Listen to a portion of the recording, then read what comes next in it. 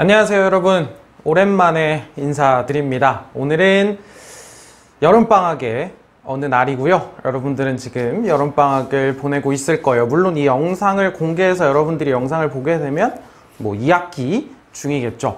자, 우리 저번 시간에는 세계사, 저번 시간이라고 하면 굉장히 오래됐죠? 근데 강의 목록으로는 바로 윗강의일 테니까 우리가 이전 시간에 어디까지 이야기를 했었냐면 로마의 멸망까지 이야기를 했었습니다. 그래서 로마의 문화도 살펴봤었고요. 로마 제정이 시작이 되어서 옥타비아누스부터 시작을 해가지고 결국에 로마가 멸망하는, 그러니까 서로마가 멸망을 하는 거죠. 로마가 테오도시우스 황제 이후에 동로마와 서로마로 나뉘게 되면서 동로마는 비잔티움 제국으로 이어질 거고 서로마가 멸망한다 라고 이야기를 했었습니다. 그 서로마가 게르만족 용병 대장이었던 오도 아케르라고 하는 사람에 의해서 476년에 멸망을 하게 된다라고 얘기를 했었는데, 오늘 우리가 그 이야기부터 살펴보게 될 겁니다.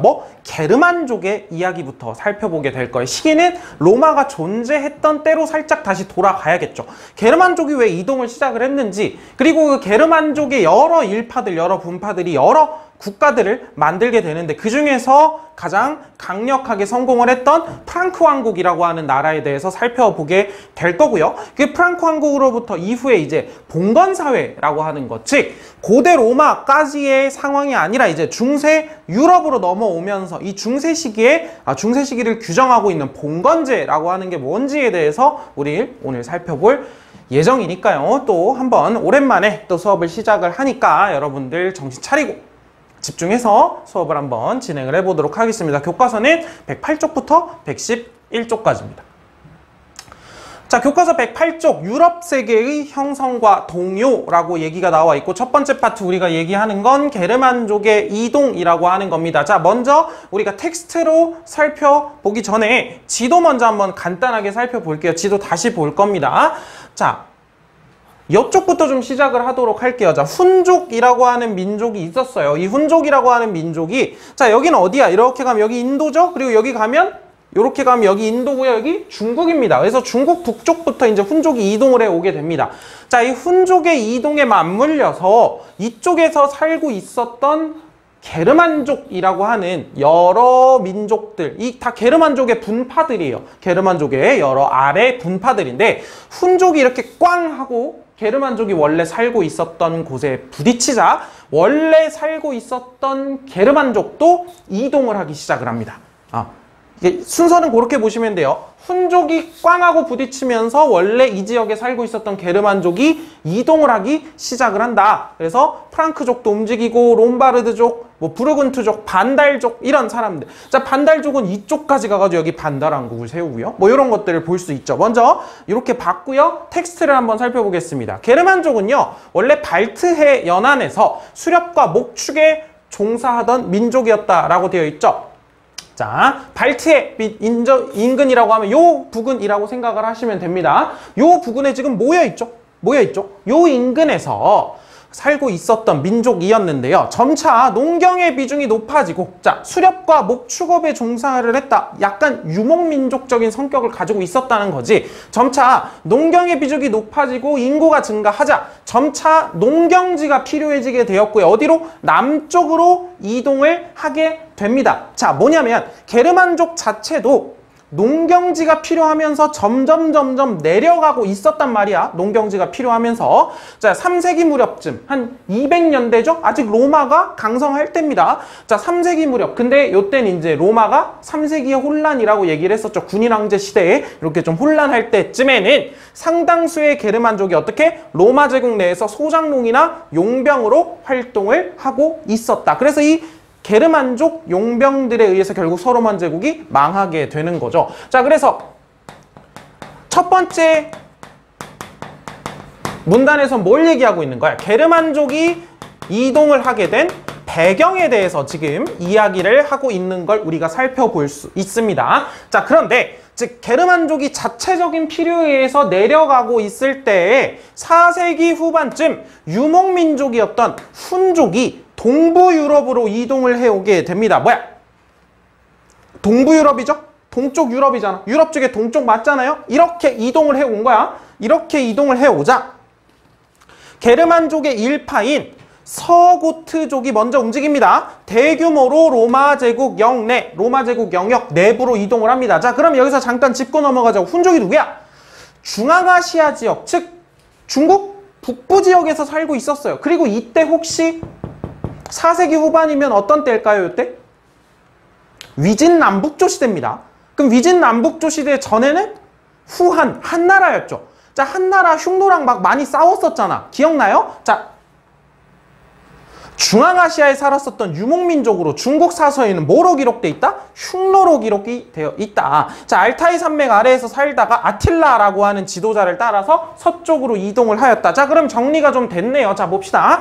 이쪽에 중국 한나라 시기 정도부터 흉노는 한나라랑 막 싸우고 있었어요. 그런데 한나라의 세력에 밀려서 결국 흉노가 위쪽으로 쫓겨가죠. 그 쫓겨간 흉노족이 이렇게 어디로? 동부 유럽 지역까지 유목민족이니까 이동을 해 들어오게 된다. 여러분들이 이렇게 한번 이해를 해봐도 좋을 것 같습니다. 이를 계기로 게르만족의 여러 부족이 이동을 해서 서로마 제국 곳곳에 나라를 세우게 됩니다. 서로마 제국이 망해가고 있었을 때니까요.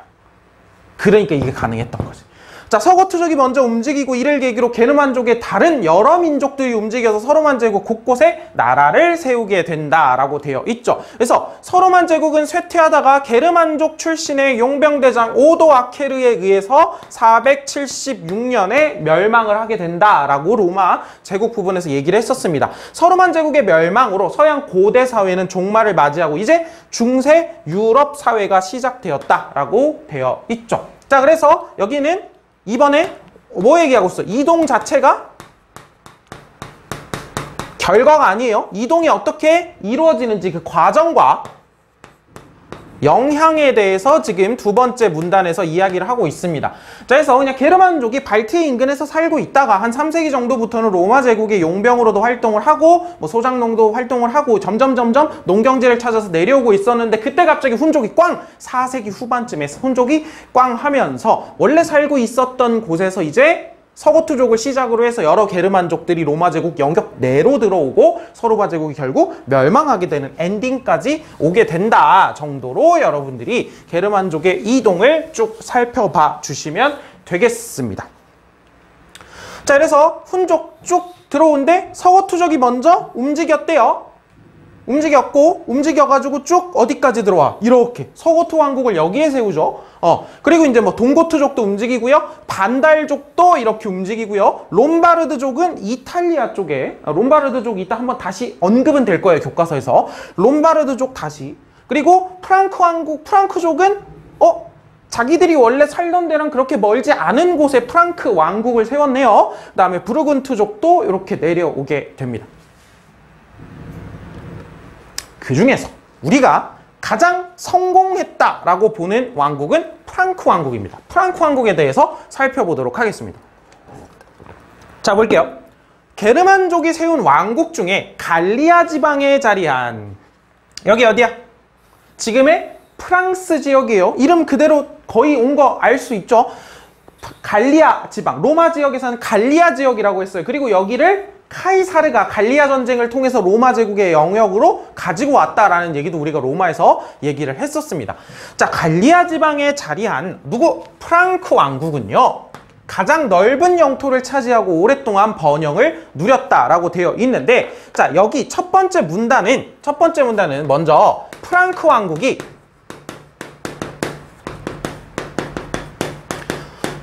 성립한 얘기를 할 건데, 프랑크 왕국이 성립한 얘기를 할 거예요, 우리가. 그런데 여기는 좀 인물 위주로 여러분들이 조금 기억을 해줄 필요가 있습니다. 먼저 클로비스라고 하는 인물을 여러분들이 기억을 해줘야 될 거고요. 그 다음에 두 번째 문단으로 가서 카롤루스 마르텔이라고 하는 사람을 여러분들이 두 번째로 기억을 해줘야 될 겁니다. 그리고 카롤루스 마르텔의 아들인 피핀이라고 하는 사람을 여러분들이 기억을 해주고 다음 페이지로 넘어가서 가장 중요한 인물에 대해서 한 번 더 이야기를 하게 될 겁니다. 자, 그래서 프랑크 왕국의 성립인데요. 쭉 내려갈 거고 사실 여러분들이 요 제목은 안 달아도 상관은 없어요. 여기를 어떻게 인물 위주로 여러분들이 조금 흐름을 잡아주시면 됩니다.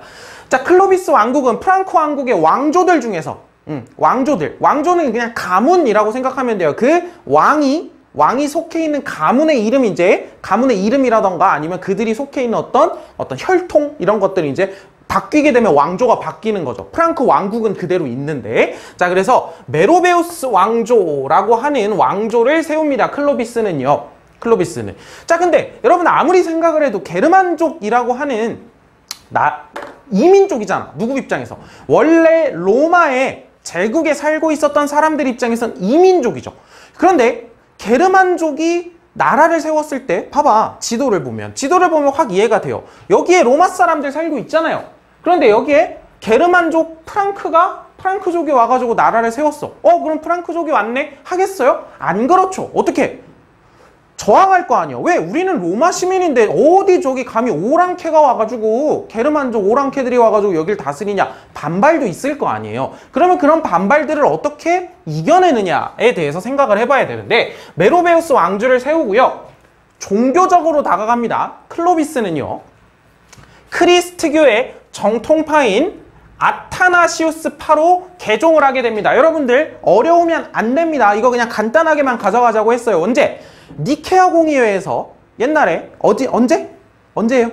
콘스탄티누스 왕제 때 니케아 공의회라고 하는 공의회, 종교회의가 열리는데 거기에서 아타나시우스파, 삼위일체를 주장하는 아타나시우스파와 그거에 반대하는 아리우스파의 대립 중에서 아타나시우스파가 정통으로 인정받았다고 했습니다. 로마에서는요. 그럼 아리우스파 있죠. 이 아리우스파는 어디 쪽으로 많이 전파가 됐냐면 게르만 쪽으로 전파가 많이 됐어요.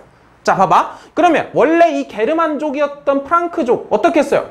아리우스파를 많이 믿고 있겠죠. 그러면 로마의 정통파인 아타나시우스파랑 대립이죠. 부딪히게 되겠죠. 그래서 클로비스가 결단을 내린 게 뭐야?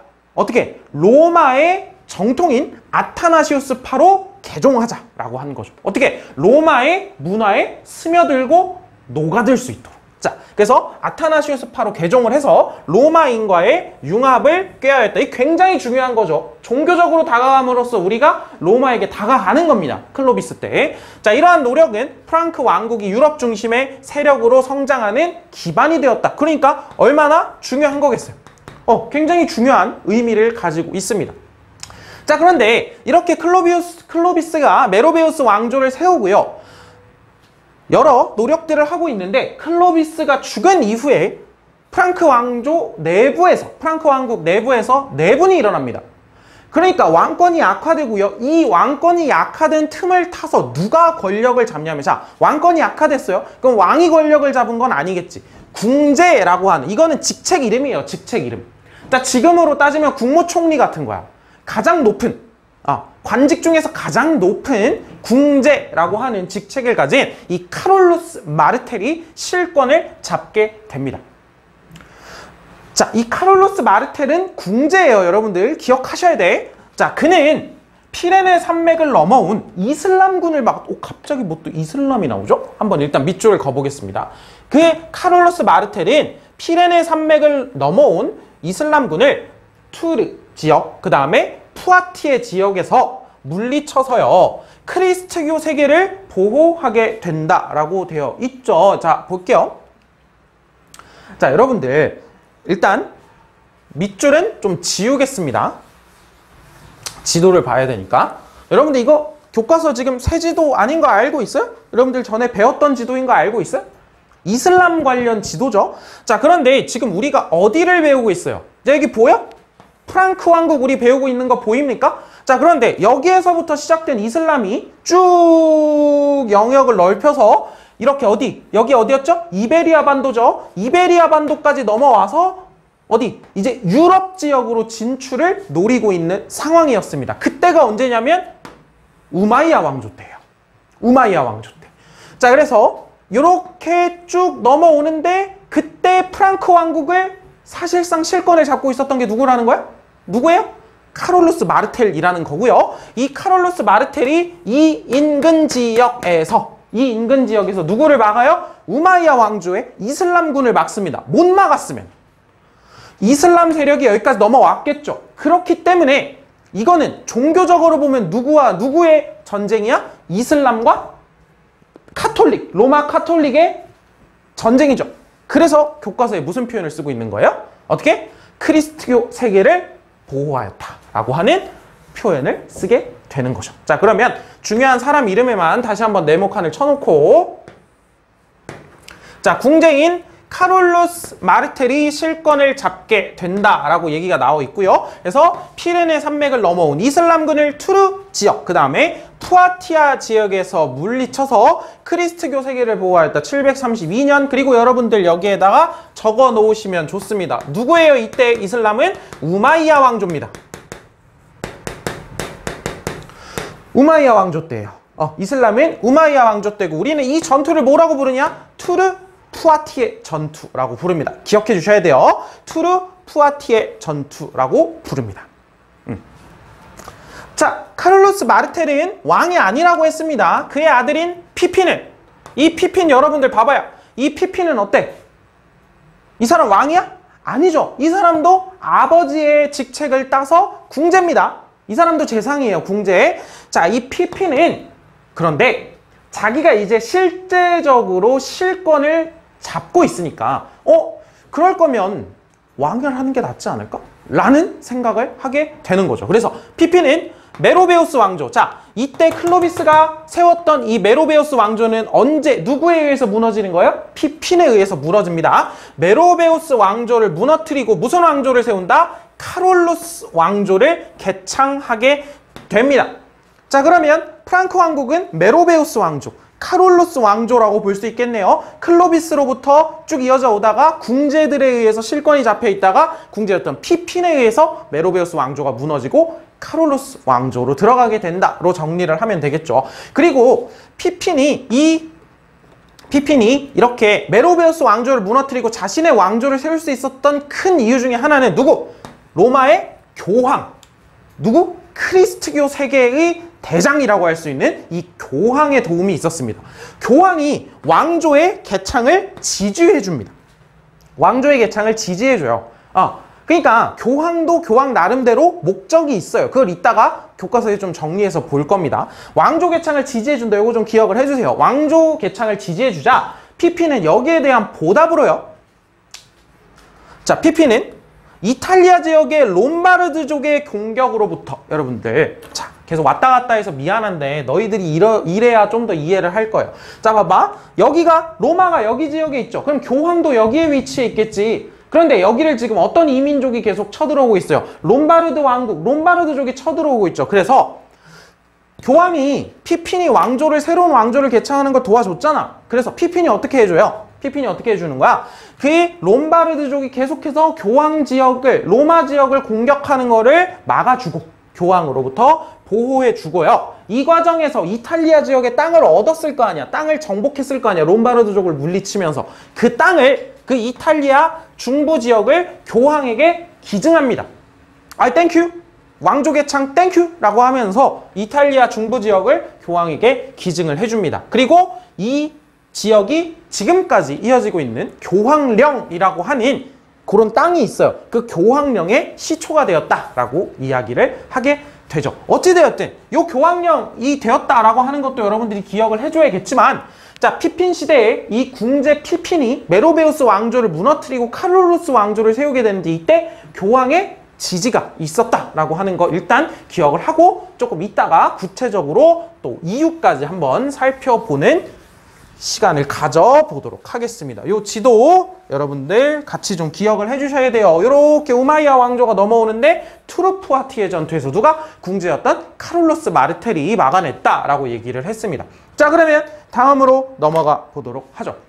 누구야? 제일 중요한 사람 한 명 남았다고 했죠. 피핀의 아들입니다. 피핀의 아들인 카롤루스 대제. 어떤 말이 붙어요? 대제. 대제라는 말이 붙죠. 카롤루스 대제 때 프랑크 왕국은 전성기를 맞이하게 됩니다. 전성기를 맞이하게 되고요. 그래서 그는 정복 활동을 통해서, 여러분들 여기에는 좀 넘버링을 하죠. 왜? 한 것들이 좀 많으니까요. 정복 활동을 굉장히 널리 퍼뜨려요. 그래서 옛 서로마 제국 영토의 많은 부분을 차지한다라고 하는 걸 하나의 문제에서도 선택지로 씁니다.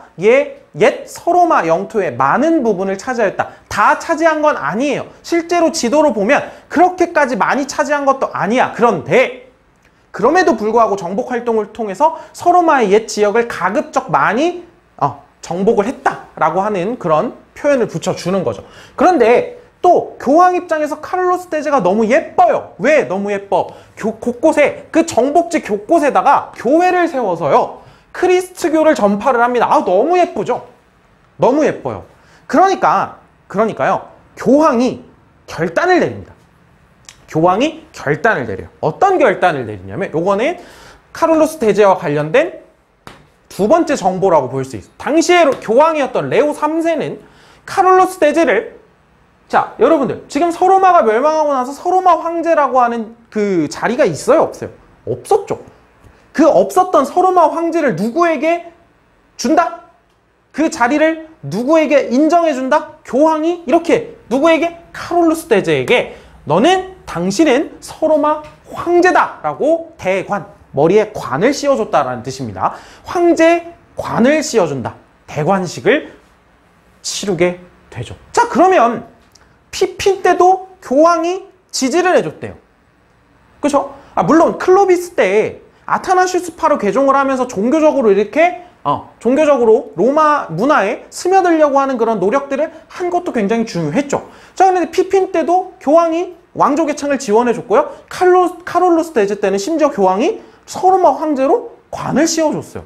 왜 그런 이야기들이 있었을지를 한번 먼저 보고 가도록 하죠. 백구 쪽 아래에 있는 세계사 백과라고 하는 파트입니다. 카롤로스 대제의 서로마 황제 대관이라고 되어 있는데 요게 한번 읽어보도록 하죠.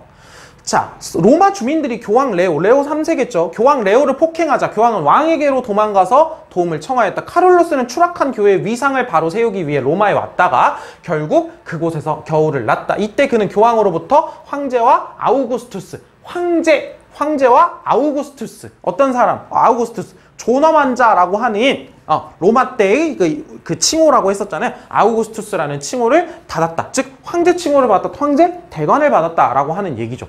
자, 그런데 요 밑에 있는 설명을 여러분들이 좀 이해를 해보도록 합시다. 교황 레오 3세는요. 크리스마스 미사에 참석한 카롤로스 대제에게 서로마 황제의 관을 씌워줬대요. 비잔티움 제국의 황제의 간섭에서 벗어나기를 원하는 교황과 요걸 여러분들이 이해를 하셔야 돼요. 로마가 서로마와 동로마로 갈라졌죠. 그리고 서로마는 멸망했습니다. 그런데 이 교황이라고 하는 사람은 어디에 위치해 있어요? 옛 서로마 지역의 영향력을 가지고 있어요. 왜? 로마 자체가 옛날 서로마 지역에 있잖아. 땅으로서. 이해돼요? 그런데 동로마는 멀쩡히 살아남아 있단 말이야. 비잔티움 제국으로서. 그러니까 그 비잔티움 제국의 황제가 로마의 교황에게 계속해서 어떤 간섭, 종교적 간섭이든 정치적 간섭이든 간섭을 계속 하려고 하는 거야. 그리고 교황은 그 살아있는 동로마의 간섭으로부터 벗어나고 싶은 거고요. 그래서 서로마를 되살린 거죠. 그런 느낌으로 받아들이시면 좋을 것 같아요. 그리고 반면 요 카롤로스 대제 입장에선, 그리고 피핀 입장에서, 피핀까지도 사실 유사한 이유라고 보시면 돼요. 피핀까지도 여긴 카롤로스 대제로만 써있지만 종교적으로 당시 로마에서 가장 큰 종교적 권위를 갖고 있던 교황이 나를 황제로 인정해줘. 나의 왕조 개창을 지지해줘. 뭐야? 권력의 종교적 정당성이 생기죠. 그래서 권력의 정당성을 인정받고 싶어하는 카롤로스 대제. 자, 교황은 교황대로 간섭에서 벗어나고 싶고요. 카롤로스 대제나 피핀 같은 경우에 종교적 정당성을 갖고 싶어요. 둘의 이해관계가 맞아떨어지죠. 그 결과물이다 라고 여러분들이 같이 이해를 좀 해주시면 좋을 것 같아요. 갑자기 카롤로스 대제 예쁘네? 황제의 대관? 이런 건 아니라는 거예요. 여러 권력적인 이런 측면들이 있었다라는 것도 여러분들이 같이 기억을 해주시면 좋을 것 같고, 자, 그래서 카롤로스 대제 때입니다. 그래서 넘버링 1번이었고요. 그 다음에 황제 대관까지였어요. 자, 그러면 카롤로스 대제가 발음 꼬이네. 오랜만에 수업을 하니까. 카롤로스 대제가 했던 일들 몇 가지 더 살펴봅시다. 카롤로스 대제는요, 라틴어 문법, 논리학 등을 가르치는 뭘 세웠대? 궁정학교를 세웠대요. 그 다음에 수도원에서 고전을 필사하게 한대요. 수도원에서 고전을 어떻게 고전들을 당신 뭐 인쇄술이 있는 게 아니잖아. 그러니까 그것들을 남기기 위해서 어떻게 수도원의 수도사들한테 쓰게 만드는 거예요. 필사를 해가지고 그 고전 문화를 계속해서 보존하려고 한 거죠. 그래서 문화 발전에 힘써서요. 우리는 이러한 당시의 카를로스 대제의 정책을 뭐라고 부르냐? 카를로스 르네상스라고 부릅니다. 르네상스라고 하는 건 문의의 부흥이라고 하면 나중에 다시 나올 개념이죠. 그런데 카를로스 시절에도 봐봐 얘들아. 서로마가 멸망했죠.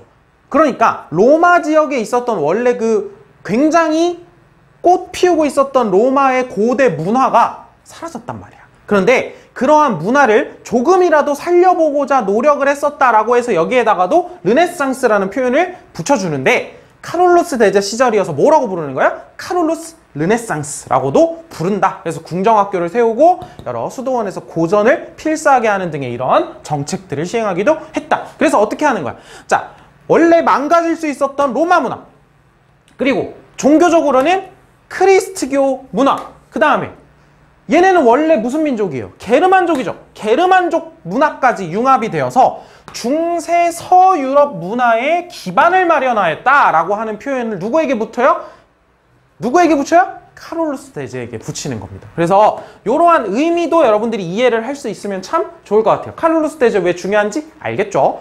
그래서 이렇게 여러분들이 카를로스 대제를 좀 정리를 해보시면 좋을 것 같고요. 자, 여기까지가 하나로 다 묶어보자면 프랑크 왕국의 성립과 발전 정도로 여러분들이 묶어주면 좋을 것 같아요. 여기까지는. 그런데 그러면 넘버링을 이렇게 해보면, 왜냐면 여기까지는 1번 프랑크 왕국의 성립과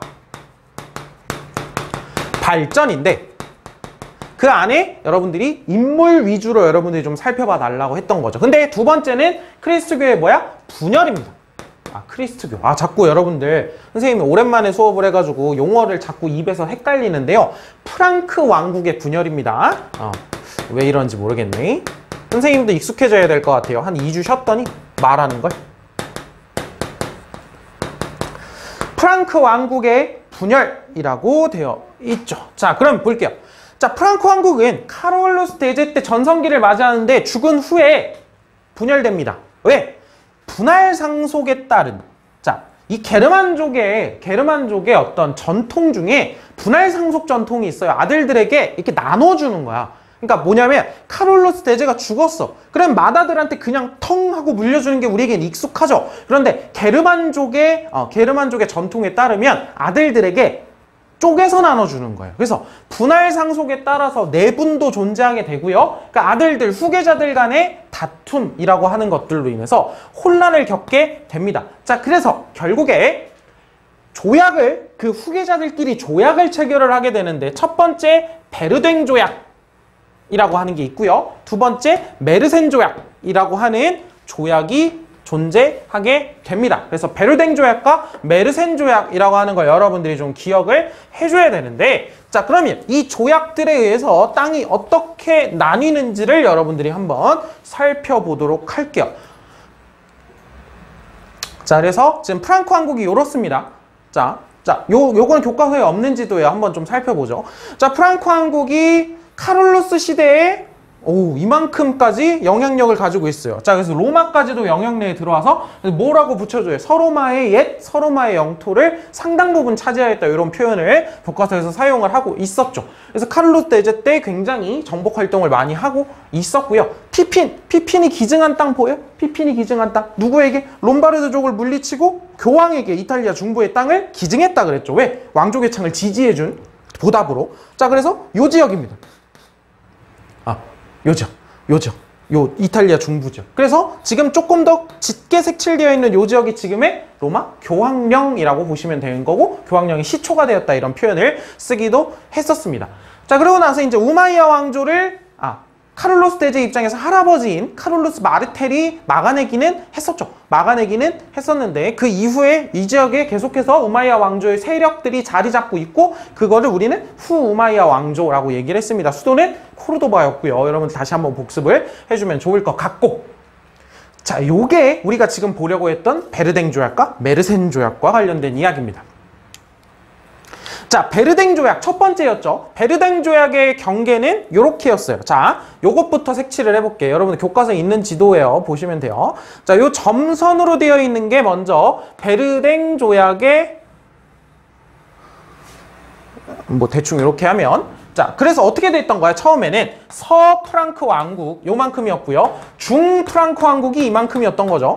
중프랑크 왕국이 이만큼이었고, 여기 색칠되어 있는 거 로마 교황이 가지고 있는 땅이에요. 자, 그 다음에 여기 동프랑크 왕국 요렇게였는데, 요 중프랑크 왕국의 후계자가, 중프랑크 왕국의 요쪽을 이어받았던 카를로스 대제의 후계자가 죽고 나서요, 요 둘이서 중프랑크 왕국의 땅을 추가적으로 쪼개 먹습니다. 그게 메르센 조약이에요. 그래서 요 경계죠. 어떻게 된 거야? 가운데 있었던 중프랑크 왕국의 땅이 다 사라졌죠.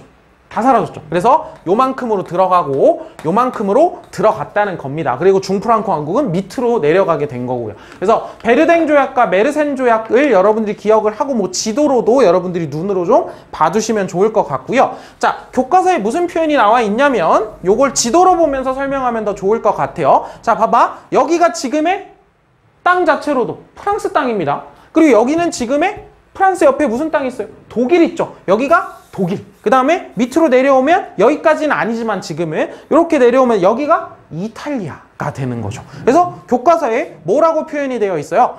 베르댕 조약과 메르센 조약에 의해서 동프랑크, 중프랑크, 서프랑크로 분열이 되었는데, 세 왕국은 오늘날 독일, 이탈리아, 프랑스의 기원이 되었다라고 얘기가 되어 있죠. 요거까지 봐두시면, 지리적으로도 지금 프랑크, 독일, 프랑스, 독일, 이탈리아니까요. 그래서 요 각각의 서, 중, 동프랑크가 어떻게 이어지는지는 이따가 조금 더 살펴보게 될 겁니다. 자, 그러면 조금 이따가 이제 110쪽으로 넘어가서요, 우리가 봉건사회의 형성까지 한 번에 보도록 하겠습니다. 자, 그럼 이제 교과서 110쪽으로 넘어갈 건데, 넘어가기 전에 좀 어둡기는 한데 지도 하나만 살펴보도록 하겠습니다. 자, 지금 우리가 살펴봤던 시기를 한번 살펴보자고요. 자, 이쪽에는 뭐 여기 어떤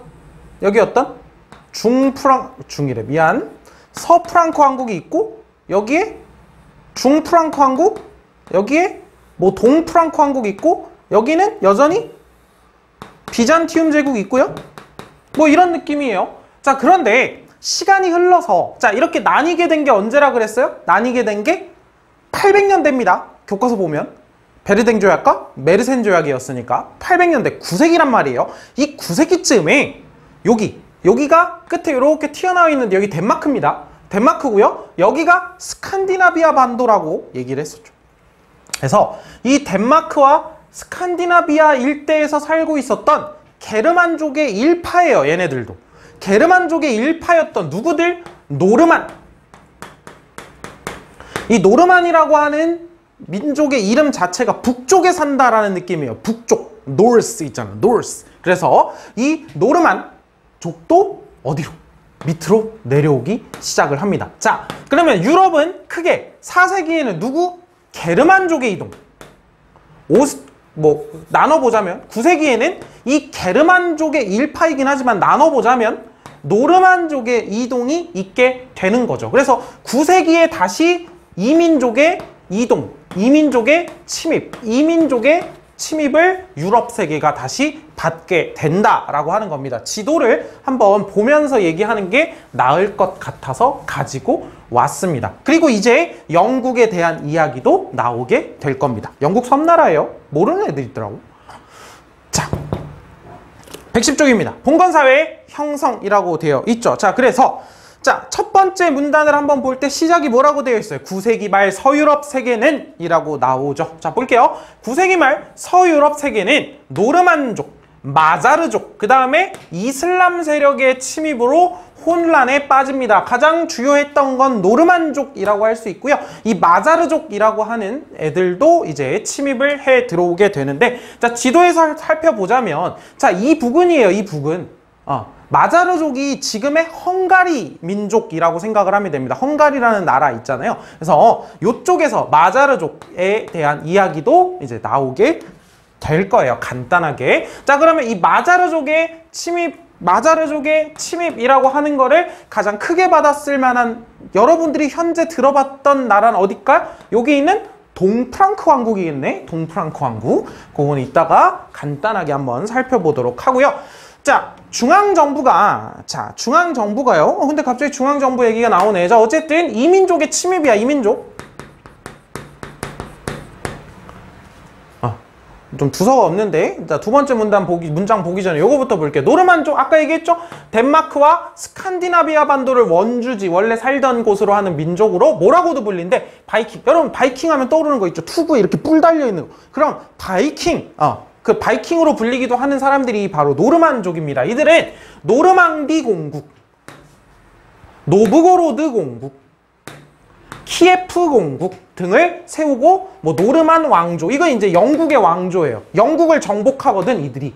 그래서 이러한 나라들을 세우게 되는데, 여러분들 공국이라고 하는 거는 공작이 다스리는, 공작 여러분들 들어본 적 있어요? 공작, 후작, 백작, 이렇게 작위죠, 작위.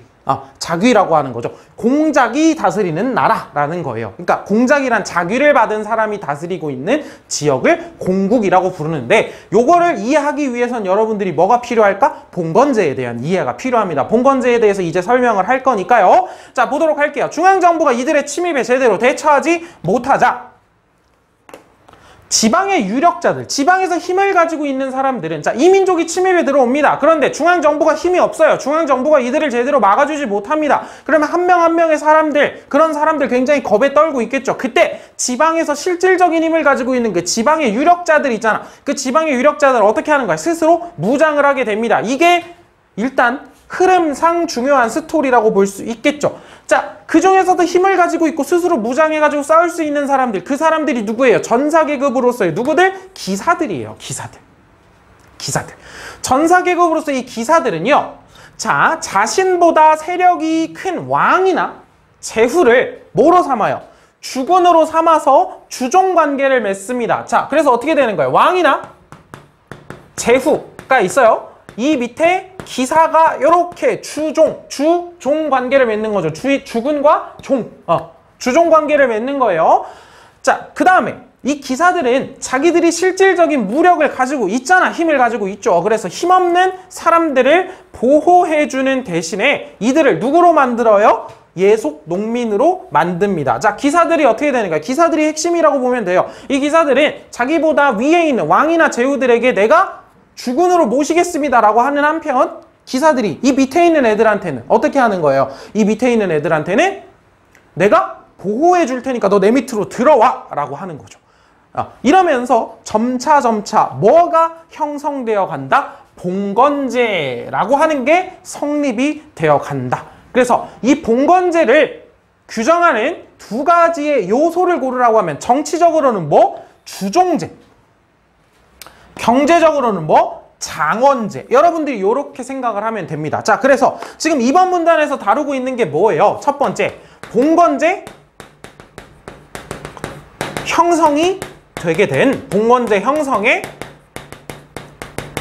배경에 대해서 여러분들이 살펴본 거죠. 자, 9세기 말 노르만족, 마자르족과 같은, 또 이슬람 같은 여러 민족들이 침입을 해 들어오게 됩니다. 그런데 이 시기에 중앙정부는 그렇게 큰 힘이 있지 않아요. 그러니까 지방에 있는 유력자들이 스스로 무장을 하게 됩니다. 이 전사계급으로서 싸울 수 있었던 이 지방 유력자, 기사들은 자기보다 위에 있는 왕과 제후를 완전히 무시할 수는 없어요. 속된 말로 쌩깔 수는 없단 말이야. 이들을 주군으로 모십니다. 그래서 주종제가 만들어지게 되죠. 한편 밑에 있는 겁을 먹고 벌벌 떨고 있는 이 일반적인 사람들에게는 야, 너 내 밑으로 들어와, 대신에 보호해 줄게 라고 하는 그런 관계를 또 맺게 되는 거죠. 그래서 이러한 밑에 관계를 경제적으로 장원제라고 볼 수도 있고요.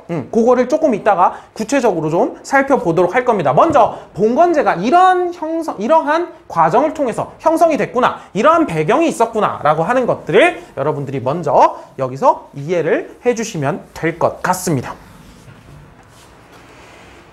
자, 그러면 정치적으로는 주종제, 경제적으로는 장원제라고 얘기를 했는데, 먼저 주종제가 뭔지를 살펴보도록 하겠습니다. 자, 정치적인 거예요, 주종제. 자, 주군은 봉신, 뭐야? 자, 봐봐. 왕이 있어요. 예를 들면. 아니면 좀 더 세력이 왕보다는 작지만 제후, 지방 제후가 있다고 쳐봅시다. 자, 그 다음에 밑에 기사들이 여기에 봉신인 거예요. 자, 봐봐. 여기가 주군인 거고요. 주종제에서 여기가 봉신이야. 신하란 말이야. 신하. 뭐? 봉토를 받은 신하예요. 봉, 책봉. 여러분들 동아시아에서 책봉이라는 말 써서 봉해준다. 토지를 봉해준다. 봉토를 받는다라고 하죠. 이쪽이 봉을 받은 신하인 거고요. 이쪽이 주군인 겁니다. 자, 그래서 주군은 봉신에게, 주군은 뭘 해줘야 돼? 봉신에게 봉토, 토지, 그 지역을 수여하고 봉신을 보호합니다. 보호합니다. 자, 여기는 봉토를 주고요. 또 보호도 해줘야 돼요. 그쵸? 보호도 해줘야 돼. 대신에 자, 여긴 주군이 해야 될 일. 두 번째, 봉신은 주군에게 충성을 맹세하고 군사적인 봉사도 해줘야 돼요. 만약에 왕이나 제후, 자기의 주군이 군사적으로 굉장히 위태로운 상황에 터졌어요.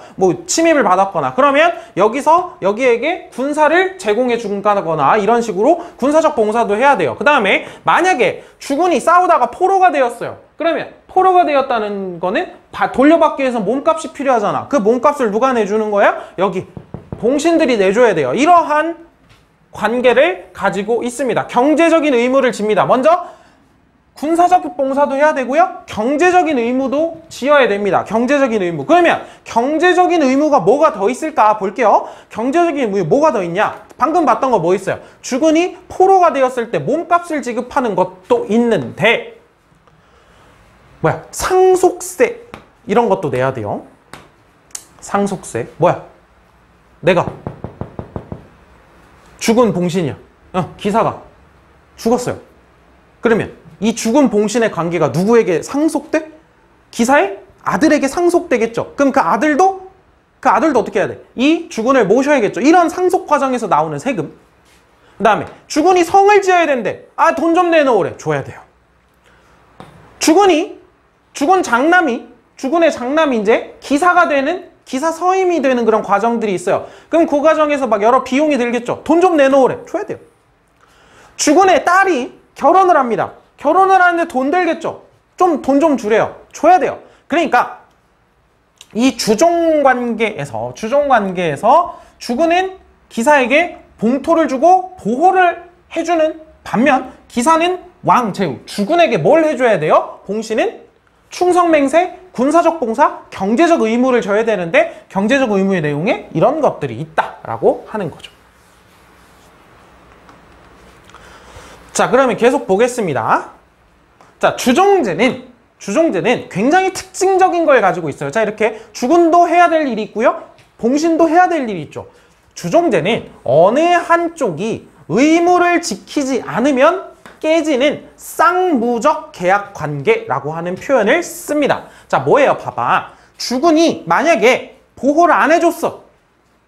근데 갑자기 봉토를 뺏겠대. 이래도 안 된다는 거예요. 물론 여러분들이 생각하기에 기사가 주군에게 군사를 안 보내줬어. 돈을 안 줬어요. 그러면 뭔가 깨질 건 당연해 보이죠. 그런데 주군도 봉신에게 해줘야 될 일은 해줘야 된다는 거야. 둘 중에 하나가 의무를 깬다라고 하면 그 관계는 깨집니다. 그렇기 때문에 의무가 해야 되는 일이 양쪽 모두에게 있다라고 해서 쌍무적 계약관계라고 하는 표현을 쓰는 거예요.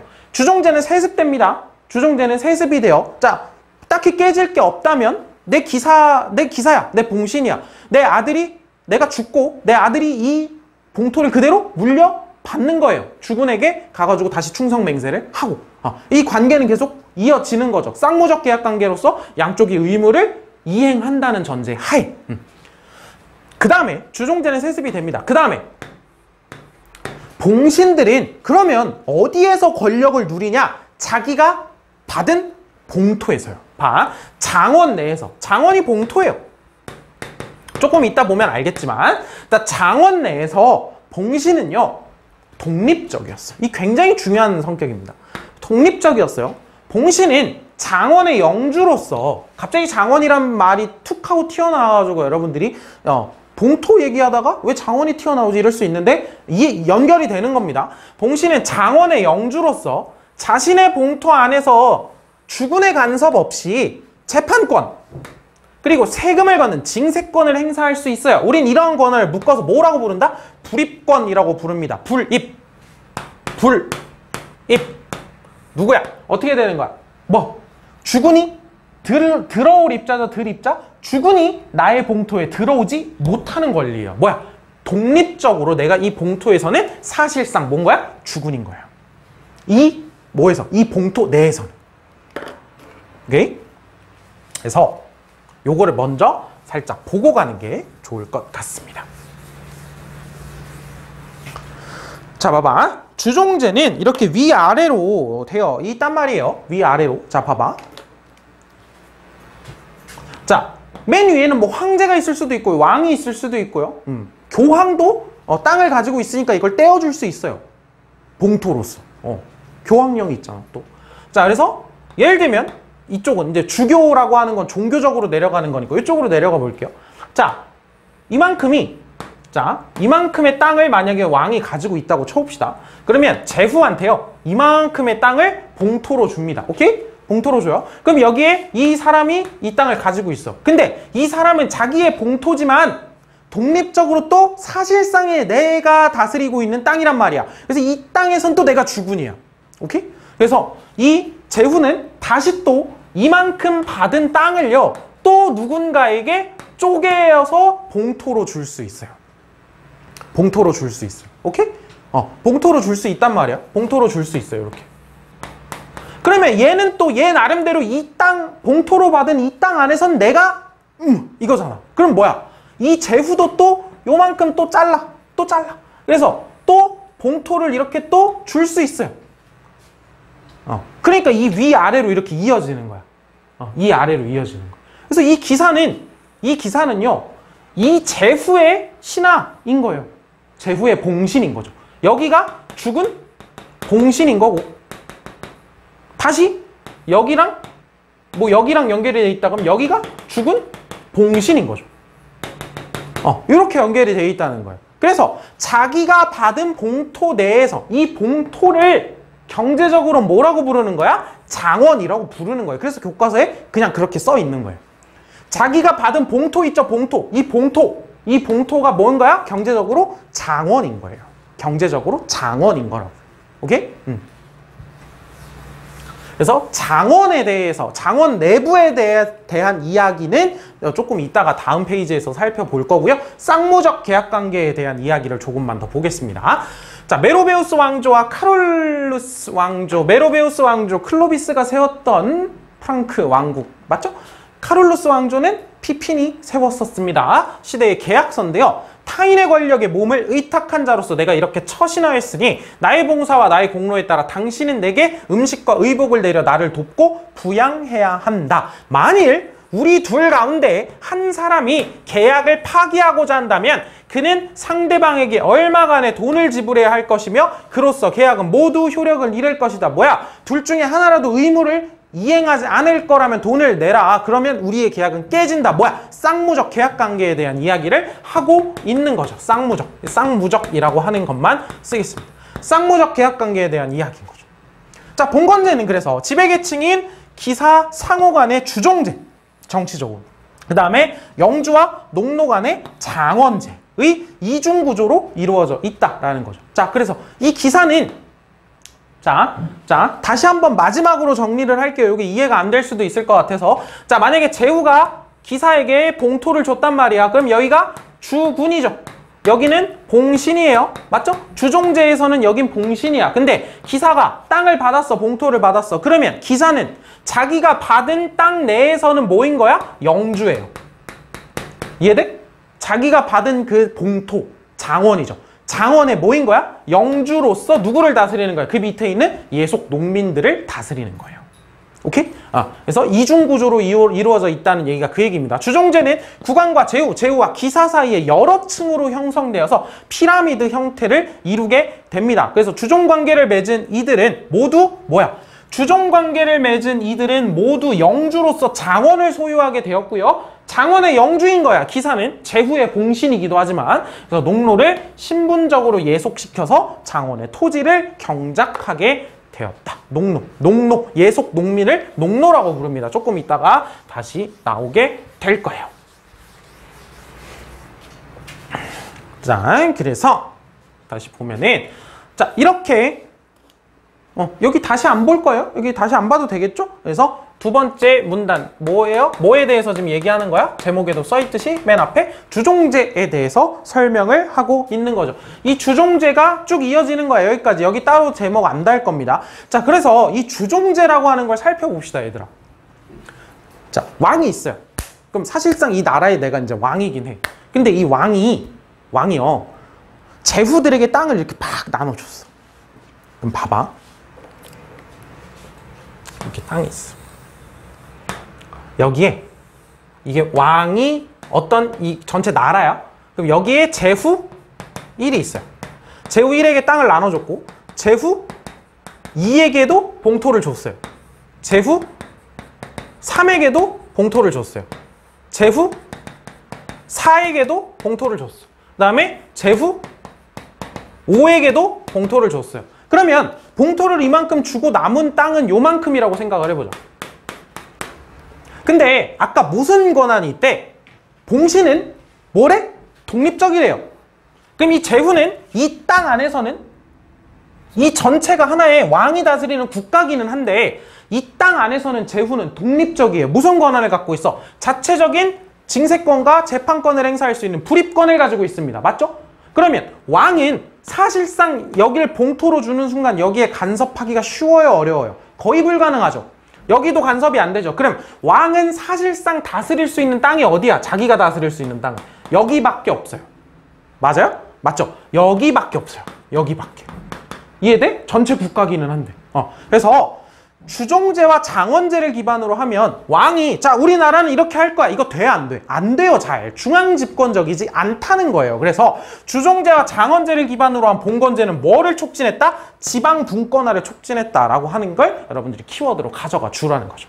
지방분권화를 추진해서 이후에 서프랑크에서는 카페왕조. 왕조가 카페 이름이 카페 왕조예요. 처음에 시작한 사람이 위그 카페라고 하는 사람이거든. 그래서 카페 왕조가. 동프랑크에서는 신성 로마 제국이, 영국에서는 윌리엄에 의해서 노르만 왕조가 세워졌다라고 얘기가 나와 있는데 그냥 이렇게만 가버리면 에이씨 이게 뭐야? 라고 할 수도 있잖아요. 그래서 간단하게만 정리를 좀 해보도록 하겠습니다. 보기 전에요. 먼저 장원의 구조를 보기 전에 자 볼게. 자, 우리가 어디에서 살펴볼 거냐면 중프랑크는 지금 여기는 지금 우리가 따로 얘기하지 않을 거예요. 막 엄청 쪼개지거든. 그래서 일단 냅두시고요. 볼 거는 영국, 서프랑크, 동프랑크입니다. 요 지도는 교과서에 있었던 건데 그냥 갖고 온 거예요. 자, 봐봐. 먼저 서프랑크에서는 카페 왕조가 성립을 할 거라고 얘기를 했어요. 자, 카페 왕조 처음에 위그 카페라고 하는 사람이 이제 왕으로 추대가 되면서 이 위그 카페로부터 이어져 내려와서 왕조 이름이 카페 왕조입니다. 이 카페 왕조 서프랑크 지역에서는요, 이제 성립이 된 이후에 한 14세기까지 카페 왕조가 이어지게 되는데 여러분들이 방금 봤던 그 주종제에 의해서 막 자기가 사실상 왕이 자기가 사실상 다스리는 땅 없는 그런 전형적인 봉건제 국가 있죠. 그 전형적인 봉건제가 있었던 것이 어디야? 여기 서프랑크입니다. 그래서 그냥 여기가 전형적인 봉건제 국가다라고 여러분들이 이해를 한번 해보시면 될 것 같고 자, 동프랑크에서는 갑자기 신성 로마 제국이라고 하는 게 나온다라고 얘기를 했죠. 자, 봐봐. 자, 동프랑크 왕국에서도 이제 왕들이 좀 이어지다가 오토 1세라고 하는 왕이 있습니다. 그런데 아까 내가 잠깐 나올 거라고 했었던 거 위에서는 노르만들이 내려오고 있었는데 여기에선 마자르족이 내려오고 있었단 말이에요. 이 마자르족의 침입을 격파합니다. 레이펠트 전투라고 하는데 이 마자르족의 침입을 격파합니다. 그리고 이 동프랑크 지역에서 여기 내부에서 또 이탈리아 내부에서도 막 여러 막 쪼개져가지고 내란이 엄청 심해서 또 누가 머리가 아팠겠어요? 교황이 머리가 아파요. 교황이 머리가 아프단 말이에요. 그래서 여기에 이탈리아 내부에 막 내란을 진압을 해줍니다. 진압을 해줘요. 그래서 자 그럼 봐봐. 교황 입장에서는 또 누가 필요해? 자기를 또 보호해줄 사람이 필요하단 말이야. 그걸 누구로 잡았었어? 프랑크 왕국으로 잡았었죠. 그래서 카를로스 대제한테 황제 대관을 해줬단 말이야. 그런데 어떻게 됐어? 카를로스 대제가 죽고 나서 프랑크 왕국이 찢어졌죠. 그러면 누구에게 가? 그 황제. 날 누가 보호해줘? 지금 이러는 상황이었단 말이야. 그 황제의 관을 이젠 누구에게 씌워줘요? 이 동프랑크 왕국의 왕이었던 오토 1세에게 씌워줍니다. 너 이제 황제야. 무슨 나라의 황제? 신성 로마 제국이라고 하는 이름의 황제라고 해서 이 동프랑크가 이름이 뭐가 되는 거야? 신성 로마 제국, 홀리 로만 엠파이어가 되는 거죠. 그럼 이 신성 로마 제국 이름이 겁나 멋있으니까 엄청 강력한 힘을 가진 황제 국가일 것 같죠? 그렇진 않아요. 여기도 이렇게 막 쪼개져 있을 거 아니야. 막 이렇게 쪼개져 있을 거 아니야. 안에 여러 제후들이 있을 거 아니야. 그래서 이 제후들이 사실상 실권을 가지고 있고 이 전체 지역을 우리가 묶어서 그냥 신성 로마 제국이고 그냥 그 신성 로마 제국 전체에 황제가 있다라고 하는 약간 느슨하게 묶여져 있는 거예요. 이름이 겁나 멋있어서 되게 강력한 국가라고 생각을 할 수는 있는데 그렇진 않고요. 그런데 어찌됐든 황제 대관이 카롤루스 대제였다가 쭉 가서 프랑크 왕국이 쪼개지고 여기로 갑니다. 그래서 신성 로마 제국의 황제가 계속해서 신성 로마 제국의 이쪽 독일 쪽 동프랑크 쪽의 왕이 계속해서 신성 로마 제국의 황제라고 하는 명칭을 가지고 간다라는 겁니다. 그래서 신성 로마 제국이 성립됐다. 그렇게 이해 하나만 해보시면 돼요. 사실 설명 안 하려고 그랬는데 신성 로마 제국이 뒤에도 몇 번 나와요. 그러니까 처음에 만들어진 거 정도는 이해를 해야 될 것 같아. 자, 그런데 자, 봐봐. 아까 우리 노르망디 공국이라고 하는 걸 노르만족이 세웠었다고 했죠. 봐봐. 여기에 서프랑크 왕국 있잖아. 이 서프랑크 왕국의 신하로요. 당시에 여기에 봉토를 받은 거죠. 자, 봐봐. 서프랑크 왕국의 왕이 있죠? 여기 서프랑크 왕국의 왕이 있어요. 왕이 있고 이 왕이 뭐가 되는 거야? 주군이 되고 누가? 노르만족의 사람들이 봉신이 됩니다. 봉신이 되어서 이렇게 주종제를 맺게 되어서 받은 봉토가 어디냐면 여기예요. 여기가 그래서 노르만족이 받은 봉토여서 이 지역 노르망디 공국이라고 부릅니다. 여기가 노르망디. 근데 이 노르망디 공국을 다스리고 있었던 당시에 윌리엄이라고 하는 사람이 어디로 갑니까? 영국으로 갑니다. 그래서 이 영국을 정복해요. 그래서 영국을 정복해서 세운 왕조가 노르만 왕조예요. 교과서에 다 있었던 표현이잖아. 다시 한번 이 노르망디 공국을 다스리고 있었던 윌리엄이 영국으로 가서 이 영국 땅을 잉글랜드를 정복하고 세운 왕조가 노르망디 정복입니다. 노르망디 왕조예요. 그래서 노르망디 당시의 노르망디 공이 다스리는 땅이라서 노르망디 공국이라고 부르는 거죠. 노르망디 공 윌리엄이 잉글랜드를 정복합니다. 그리고 세운 게 노르만 왕조라고 하는 거죠. 그럼으로써 이 대륙 지역에서 시행이 되고 있었던 봉건제라고 하는 게 영국에 들어가게 되는 거죠. 그런데 영국에 들어가는 과정에서 조금 영국에는 변화가 있었어요. 굉장히 대륙의 봉건제는 어떤 성격? 지방 분권적인 성격이 있다 그랬죠. 그런데 여기에 윌리엄이 가서는 강력한 왕권을 행사를 하게 됩니다. 강력한 왕권. 좀 대륙보다는 좀 중앙 집권적인 형태로 가게 되는 거죠. 그래서 여러분들이 이제 나중에 굉장히 좀 헷갈리게 되는 지점들이 생기는데 잘 봐봐. 그럼 방금 이 윌리엄이라는 사람 봐봐요. 이 윌리엄은 크게 두 가지의 위치를 가지고 있습니다. 하나는 노르망디 공이죠. 그리고 잉글랜드의 왕이에요. 맞죠? 맞아? 이해되죠? 노르망디 공이면서 잉글랜드의 왕이에요. 노르망디 공이라는 건 누구의 신하라는 거야? 그냥 프랑스라고 하면 그러니까 서프랑크 왕국의 신하야. 즉 윌리엄은 서프랑크 왕국의 신하이면서 잉글랜드의 왕입니다. 그리고 영국의 왕이지. 잉글랜드의 왕인데 어디에도 땅을 가지고 있어요? 서프랑크 왕국에도 땅을 가지고 있어요. 이러면서 굉장히 문제가 많이 발생하고 여러분들 입장에서는 이해하기가 빡센 지점들이 생기는 거야. 나중에 막 100년 전쟁 이런 것도 결국에 여기서부터 전쟁이 발생을 하게 되는 거죠. 영국의 왕인데 프랑스 지역에 땅을 가지고 있고요. 영국의 왕인데 프랑스 신하예요. 이런 일들이 발생을 하는 거죠. 그래서 확실히 여러분들이 이것만 좀 이해를 했으면 좋겠어요. 여러분들이 이해하는 동아시아 지역의 조선, 중국의 여러 왕조 달라요. 완전 다릅니다. 완전 다르다라고 하는 걸 먼저 머릿속에 가지고 가야 조금 덜 헷갈리지 않을까라고 생각을 합니다. 그럼 마지막으로 우리 장원을 좀 살펴보도록 하겠습니다. 자, 주군은 봉신에게 봉토를 준다라고 했습니다. 그리고 봉신은 봉토를 받는 거죠. 봉신은 주군으로부터 받은 봉토를 다스렸고요. 이 봉토는 촌락의 형태로서 이 봉토를 뭐라고 부르는 거야? 장원이라고 부른다라고 되어 있습니다. 그래서 자, 봉신은 장원에 가면 뭐예요? 영주인 거예요. 오케이? 그래서 장원의 높은 곳에는 영주의 성이라고 되어 있는데 이 영주가 뭐인 거야? 봉신이에요. 봉신. 그쵸? 봉을 받은, 봉토를 받은 영주의 성이나 영주관이 있었고 그 아래에는 교회를 중심으로 농민의 일상생활에 필요한 시설들이 있었다라고 되어 있죠. 이따가 교과서에도 이제 장원의 광경이 그림으로 그려져 있죠. 장원의 토지는 실제 농사를 짓는 경작지, 그 다음에 방목지, 뭐 여기는 가축 기르는 데겠죠. 그리고 삼림, 숲, 그 다음에 황무지, 아직 개발이 안 된대. 이런 데로 나뉘어져 있었대. 그런데 자, 중요한 걸 보겠습니다. 경작지, 즉 실제 농사를 짓는 토지, 경작지는요, 영주의 직영지, 영주에 직접 가지고 있는 땅과 농민이 보유하고 있는 농민 보유지가 있었는데요.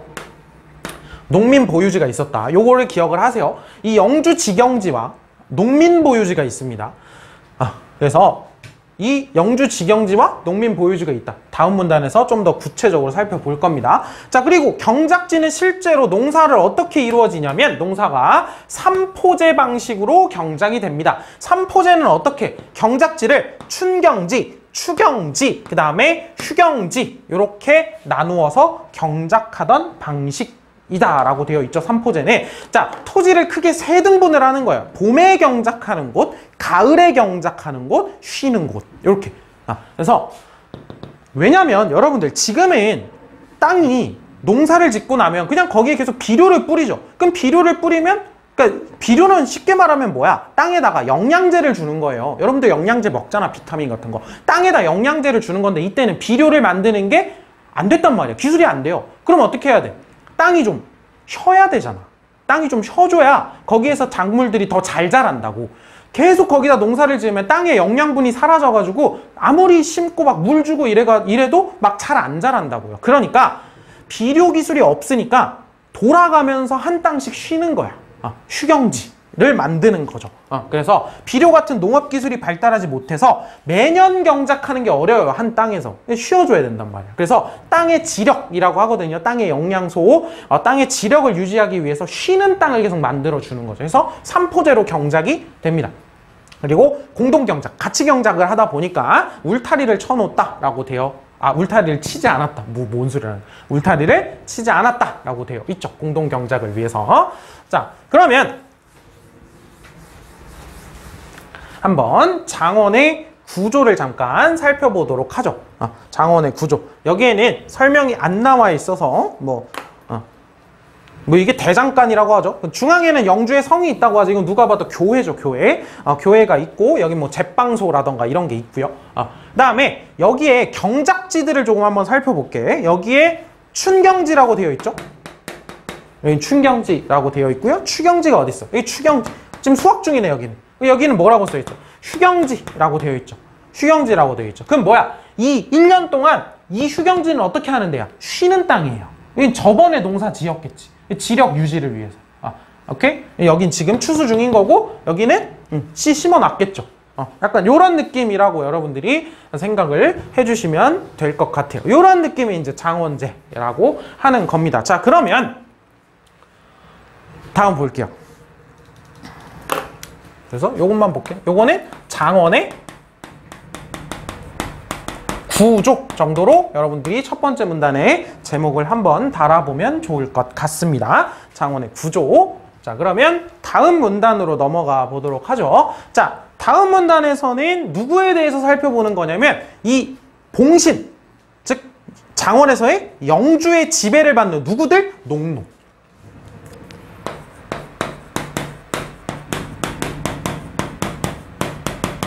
농노에 대해서 살펴볼 겁니다. 예속농민들, 농노. 그러니까 농민은 농민인데 노예적 성격도 가지고 있어요. 그래서 농노라고 부르는 거죠. 자, 장원 내의 농민은 자유인도 있기는 있었대요. 그런데 대부분은 누구야? 농노입니다. 이 농노는요, 고대 노예와 다른 지점도 있고 같은 지점도 있어요. 그러니까 농민 아니고 노예 아니고 농노라고 부르겠지. 자, 그래서 고대 노예와 달리 뭘 할 수 있대? 결혼을 할 수 있어요. 결혼해서 가정을 이룰 수가 있습니다. 그다음에 집에 딸려있는 작은 토지를 자기가 직접 소유할 수도 있어요. 소유할 수도 있어요. 그러니까 요게 노예와 다른 점이죠. 요게 노예와 다른 점이에요. 결혼해서 가정을 이룰 수도 있고 내 땅을 가질 수도 있어요. 그런데 이들이 가지고 있는 어떤 예속적인 특징, 예속이 되어 있다는 특징을 볼게요. 거주 이전의 자유가 없습니다. 이들은요, 거주 이전의 자유가 없어요. 영주의 허락 없이는 장원을 떠날 수 없습니다. 자, 그 다음에 아까 여러분들 기억나요? 여기에 뭐라고 써있어서 교과서 봐봐. 영주 직영지가 있다 그랬지. 자, 농민이 가지고 있는 땅이 있고 영주가 직접 운영하는 땅이 있다 그랬어. 근데 영주가 직접 농사 짓겠어요? 아니죠. 영주 직영지도 누가? 영주 직영지도 누가? 농노가 농사를 짓습니다. 영주의 직영지에서 강제적으로 노동을 합니다. 우리는 이러한 형태를 노동지대라고 얘기를 합니다. 노동지대라고 얘기를 합니다. 자, 봐봐. 지대는요. 지대는 봐봐. 여기다 쓸게요. 지대는 쉽게 얘기하면 토지 사용료예요. 내가 토지를 사용한 거에 대한 요금을 내는 거란 말이야, 지대는. 자, 그럼 봐. 자, 농노가 있어요. 농노가 자기 땅을 가지고 있지만 여긴 기본적으로 영주가 가지고 있는 장원, 즉 봉신으로서 받은 봉토란 말이야. 그래서 지대를 내야 돼. 농노가 지대를 내야 돼요. 그럼 지대를 내는 방식은 여러분들이 쉽게 생각하면 토지 사용료면 내가 얼마만큼 수확했으면 수확한 걸 세금처럼 내면 되잖아. 그게 아니에요. 자, 영주 직영지가 있잖아. 이 영주 직영지를 강제 노동해서 거기에서 농작물을 추수해 주는 걸로 지대를 내는 거예요. 즉 지대, 토지 사용료를 직접 돈이나 농산물로 내는 게 아니라 뭘로 내는 거야? 내 몸으로 때우는 거예요. 그래서 지대를 뭘로? 노동으로 한다라고 해서 노동지대를 낸다 이렇게 표현하는 겁니다. 무슨 말인지 이해되죠? 노동지대를 낸다. 토지 사용료를 뭘로 내는 거야? 몸으로 내는 거예요. 그래서 노동지대를 낸다 이렇게 표현하는 겁니다. 이 개념 여러분들이 기억을 해주셔야 됩니다. 자, 그래서 그 다음에 근데 노동지대를 내고 또 뭐도 내요? 공납도 내요. 참 살기 힘들었겠죠? 공납도 냅니다. 그 다음에 장원 내에 있는 시설들 있잖아. 아까 대장간도 있고 뭐 제빵소도 있고 빵 만들고 우리 밥 먹듯이 빵 먹잖아요. 그런 것들이 이제 영주가 이제 운영하는 거란 말이에요. 그것들을 강제적으로 이용을 해야 돼. 근데 이용하면 이용료를 또 내야 되잖아. 봐봐. 장원 내에 방앗간, 제빵소, 대장간 등의 시설을 이용하고요. 반드시 이용해야 돼요. 여기를 이용해야 돼. 자기가 직접 하는 게 아니라 여기를 이용해야 된다고. 그 사용료를 영주에게 냅니다. 요금도 있어요. 그 요금을 또 영주에게 냅니다. 자, 영주는 노동지대도 받아, 공납도 받아요, 사용료도 받아요. 뭐 이렇게 먹고 사는 거죠. 먹고 사는 문제가 아니지. 이렇게 막 부유해지는 거지.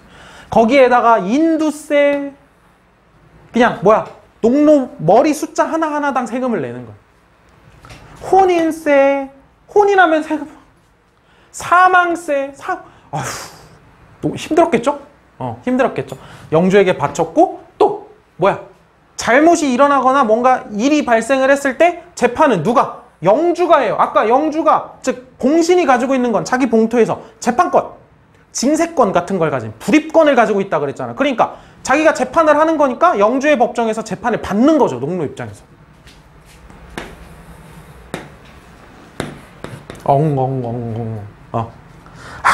힘들겠다라고 하는 걸 먼저 이해를 한번 해보시면 좀 구체적으로 요 빨간색으로 밑줄 그은 부분들은 농노가 가지고 있는 예속적인 측면, 힘든 측면이라고 보시면 될 것 같고, 요 노란색으로 된 부분들은 농노가 그래도 고대 노예와 좀 다른 지점들은 요런 지점들이었다라고 하는 거를 여러분들이 이해를 해보시면 될 것 같습니다. 자, 그러면 교과서 밑에 사료가 하나 있단 말이야. 사료가. 그 사료를 보면서 농로의 특징에 대해서 조금 한번 살펴보도록 할게요. 자, 자료의 기역, 니은이 각각 무엇인지, 그 다음에 자료에서 농로가 고대 노예보다 나은 처지에 있었다라고 하는 걸 알 수 있는 근거를 3가지 이상 적어보자라고 되어 있는데 일단 볼게요. 자, 봐봐. 보도, 사람 이름이에요. 보도는 아내와 3 자녀를 데리고 작은 오두막집에 살았대요. 일단 여기서 먼저 알아야 돼요. 아내와 3 자녀를 데리고 뭘 할 수 있어요? 결혼을 할 수 있어. 가정을 이뤘잖아. 이게 일단 두 번째에서 먼저 첫 번째죠. 다르다. 고대 노예와 다른다. 결혼을 했어요. 그 다음에 작은 오두막집에서 살고 있었는데 집터와 목초지 2억 그루의 포도나무가 있는 땅을 빌려 쓰고 있었다. 농민이 보유하고 있는 땅이라는 거야. 땅을 빌려 쓰고 있었대요. 일주일에 3일은 자기 땅을 경작하고, 자 봐봐요. 일주일에 3일은 자기 땅을 경작한다. 일단 농민 보유지가 있어요. 어느 정도 자기 땅을 보유할 수 있어. 이것도 이 Q2번의 근거 중에 하나죠. 자, 일요일에는 쉽니다. 왜? 일요일은 안식일이에요. 일요일은 종교가 지배하던 시대였기 때문에 일요일은 쉬어야 돼요. 가서 교회 가서 예배 드려야죠. 일요일은 반드시 쉬고 나머지 3일은 수도원의 직영지에 가서 일을 해야 한다라고 되어 있죠. 수도원이 가지고 있는 직영지도 있고 영주가 가지고 있는 직영지도 있어요. 어쨌든 땅을 빌려 쓰고 있는 대신에 그 토지의 사용료를 내야 되는데 그 토지의 사용료를 직접 내는 게 아니라 내가 가가지고 직영지에 가서 일을 하는 방식으로 내야 된다. 우린 이걸 뭐라고 부른다라고 했어요? 기역과 같은 거. 기역과 같은 걸 뭐라고 부른다?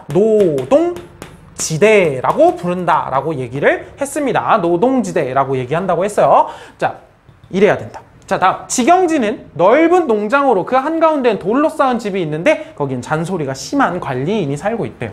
직영지 대부분은 농노가 경작을 합니다. 그들은 여기서 온종일 일합니다. 자, 일주일에 3일 일하는 것, 즉 노동지대 말고도 얼마간의 소장료도 내야 되고요. 영계, 어린 닭 3마리, 달걀 15개, 돼지 1마리 등 조금씩이긴 하지만 여러 가지를 바쳐야 된다. 뭐도 내야 된다 그랬어? 니은과 같은 걸 뭐라고 한다고 했어? 아까 교과서 표현에 따르면 공납도 내야 돼요. 공납도 내야 된단 말이야. 그래서 3가지 이상 찾아보자 라고 얘기를 했는데 사실 선생님이 찾은 건 요 2가지 정도고 뭐 또 찾아보면 요것도 있을 것 같아. 가오. 내가 내 집도 가지고 있잖아. 어쨌든. 그래서 뭐 찾아보자면 이제 요 정도로 찢어가지고 찾아볼 수 있을 것 같아요. 어쨌든 요런 게 이제 노동지대의 형식이다라고 하는 거, 요게 공납이다라고 하는 거 여러분들이 같이 좀 기억을 해서 이렇게 찾아볼 수 있으면 참 좋을 것 같습니다. 자, 그래서 여러분들 오늘 여기까지 교과서 111쪽까지 해가지고 오늘 뭐 봤냐면 게르만족이 이동해서 그 중에서 가장 강력했던 국가였던 프랑크 왕국의 클로비스, 카롤루스 마르텔, 피핀, 카롤로스 대제로 이어지는 그 프랑크 왕국의 성립과 발전, 그 다음에 프랑크 왕국이 이후에 쪼개지는 베르댕 조약과 메르센 조약 정도의 이야기들을 우리가 살펴봤었고요. 자, 그 다음에 서유럽 봉건사회에서 이제 9세기 말, 즉 프랑크 왕국도 쪼개졌을 무렵에 노르만족, 마자르족, 이슬람들의 이민족의 침입이 이어지는 가운데에서 중앙정부의 힘은 약하고 지방 유력자들이 스스로 무장해가지고 주종제, 그 다음에 장원제라고 하는 걸 요소로 하는 봉건제가 형성이 되었다. 그래서 봉건제의 요소 중에 하나였던 주종제, 정치적인 요소였던 주종제, 그 다음에 경제적인 요소인 장원제까지 우리가 지금 살펴봤습니다. 그 다음에 이제 여러분들이 조금만 더 봐줬으면 하는 부분, 서프랑크에서 카페 왕조라던가 중프랑크 왕국은 일단 넘어가고요. 동프랑크 왕국의 신성로마 제국, 그 다음에 서프랑크 왕국의 신하였던 노르망디 공국에서의 윌리엄이 이제 노르만 왕조, 영국을 정복을 했던 그런 이야기까지 간단하게 살펴봤습니다. 다르죠? 확실히 달라요. 이 유럽, 아메리카, 아직 아메리카는 안 갔지만 유럽 지역의 역사는 우리가 알고 있는 일반적으로 배웠던 한국사, 중국사와 굉장히 다릅니다. 그러니까 여러분들이 혼란스러울 수 있어요. 그거를 잘 견뎌내야 됩니다. 그래서 여러분들 여기까지 잘 정리하시고요. 그럼 우리가 다음 시간에는 비잔티움 제국과 크리스트교라고 하는 조금 더 종교적인 부분에 초점을 맞춰가지고 수업을 진행해 보도록 하겠습니다. 오늘 수고 많았고요. 그럼 다음 시간에 보도록 하겠습니다.